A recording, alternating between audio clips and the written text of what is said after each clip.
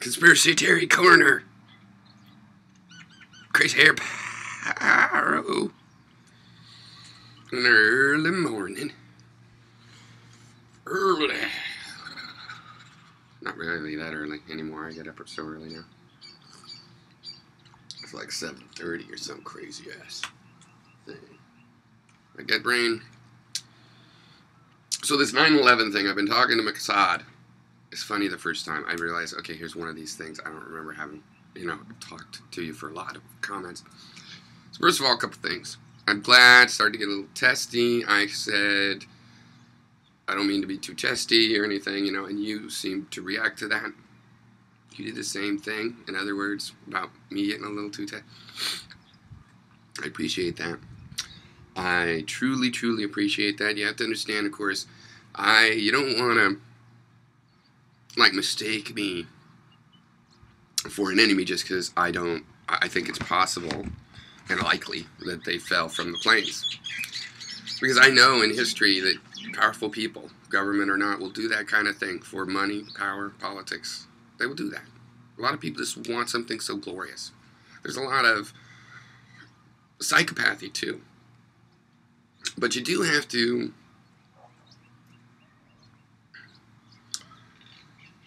it does have to go into, there's physics to conspiracies, right? They take people, they have girlfriends and mothers and brothers and people that cannot be prearranged, covered when you have a lot of people together.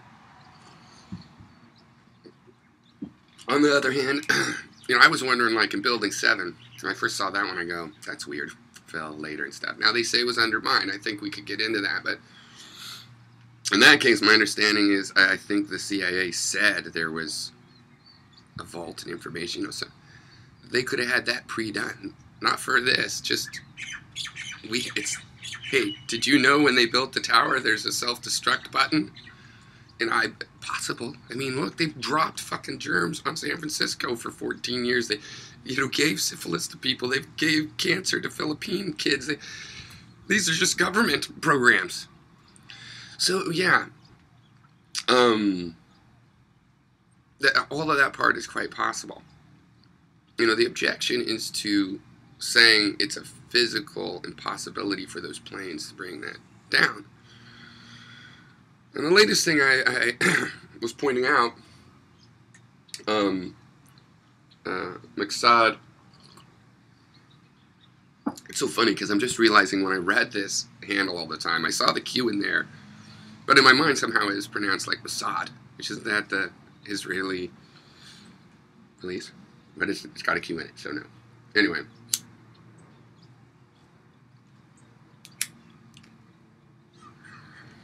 So I'm not saying I have a scenario that it happened this way.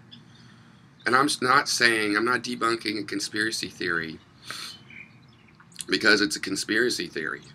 I mean, I saw that shit come true where when Reagan was running for president, people are like, he's dealing with the Iranians. When they let the hostages go, it's like, it's not because the Iranians are scared of him. He made a political deal. Seemed crazy. Mr. Reagan working with our main enemies. I mean, these were real enemies. They've been holding a big group of American hostages for over a year. Sure, he's dealing with it. Well, that turned out true. That turned out true.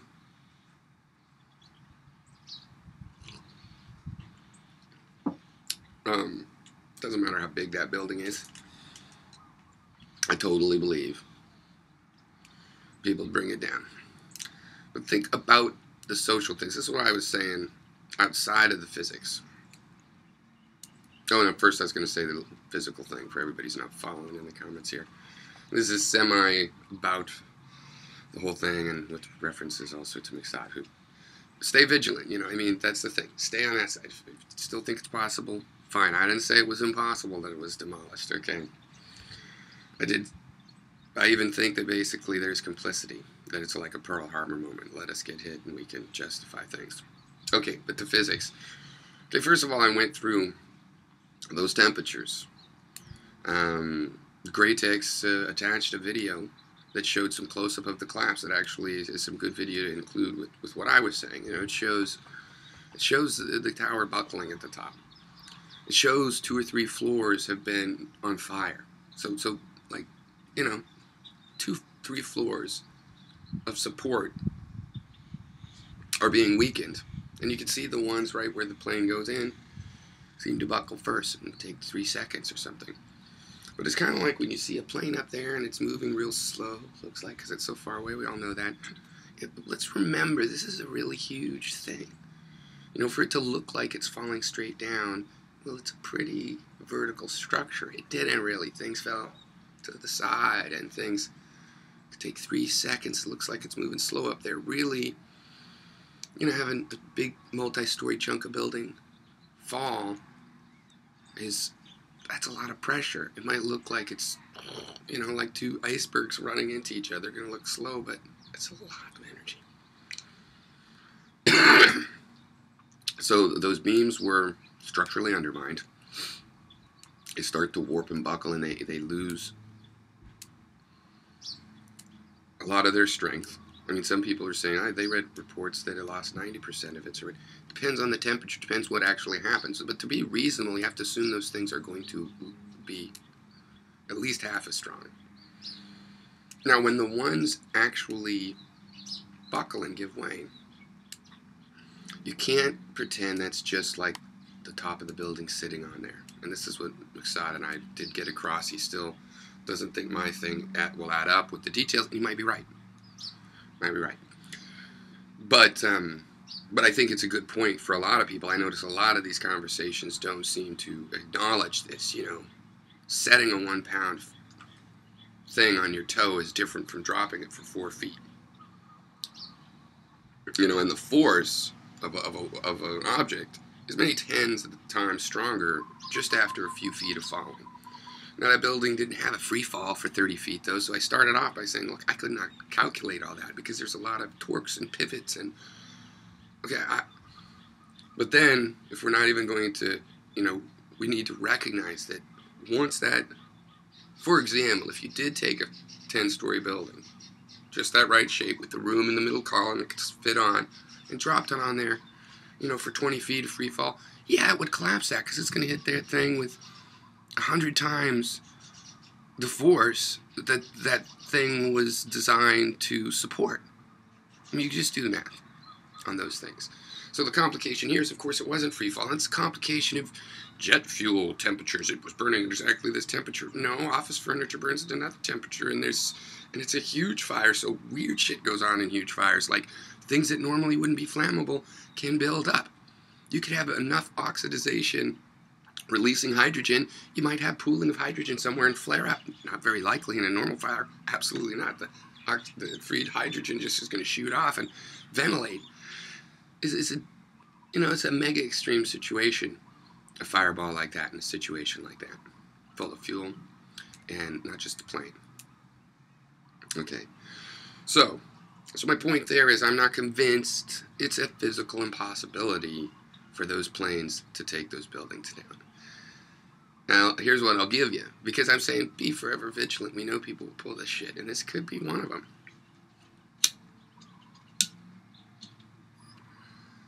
It's a bit odd that it worked so well twice. But I've seen some structural engineers that say, well, the towers were designed exactly. They're very simple, basically. And, there's one guy that was saying he knew they were going to go down at that point because he understood the concrete would not protect the steel long enough, and it's meant to hold up the upper part of the building, not catch it. But that's odd. It also seems odd. Oh, but what? 45 minutes? No, but that part is like, no. As soon as the math, such a big, thorough thing, as soon as the math got there that it couldn't hold that up, it went. Everybody's saying it's about to protect the steel for an hour. So, but what I'm saying is this. At the point that you go look physically, I think, you're not going to complete the thing there. For one, this is very complicated. Okay? Nobody's going to prove absolutely just that way and then go, that's good enough. It's good reverse engineering to figure out there's more to the story. But this has to go into the conspiracy part. The fact that people would have had to build that stuff and put it in there. Thousands of tons of it, you guys.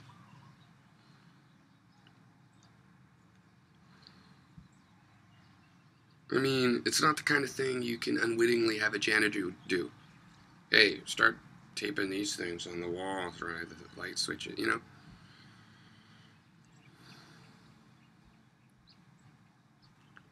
And I don't think there's any experience in the world actually successfully doing sneaky demolition. I mean, the art of demolition's been this modern one, this collapsing one we know of. It's like during my lifetime I watched it to happen, and as far as I could see, they got incredible good at it. But guess what? They go in and knock walls down and do what they want to prepare that building.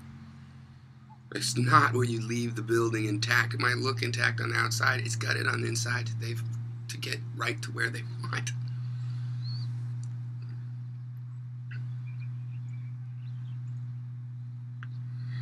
So it should be easier to find evidence of that conspiracy, people and witnesses, than it would be to prove the physics of a super complicated thing that's basically beyond the calculation.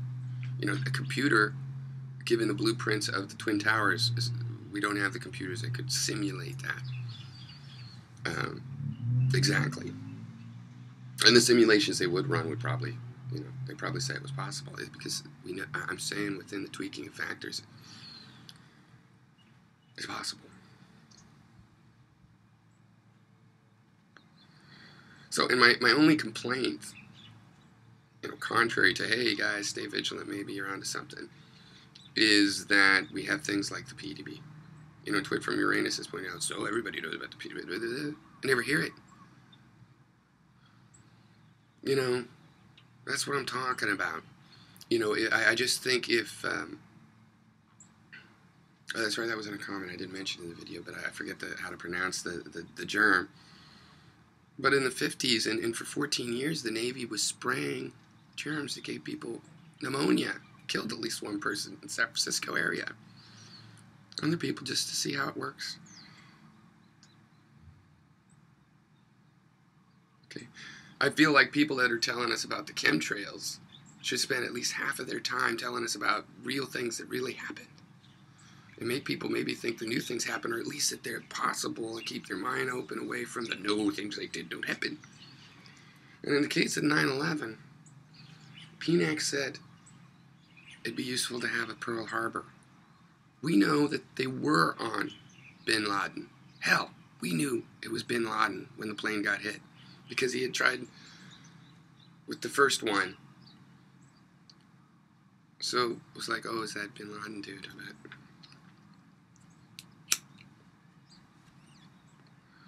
Might not even have been him at all. Maybe he never existed.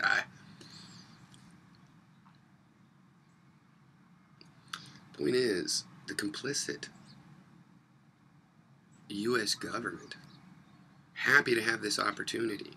Don't you understand? That's just as bad, really.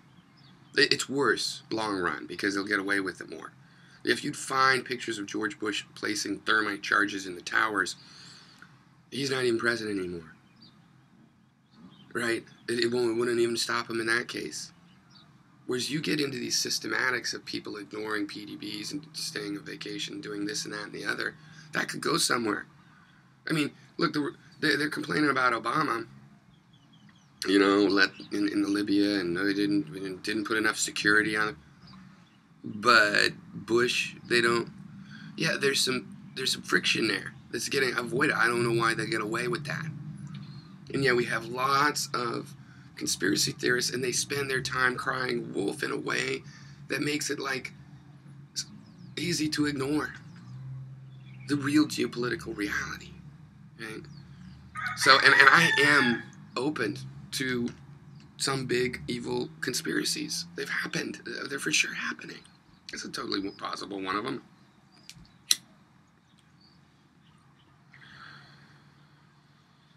But I think 2 jumbo jets can bring down 2 towers, right? It's possible. And that's what I seem to have seen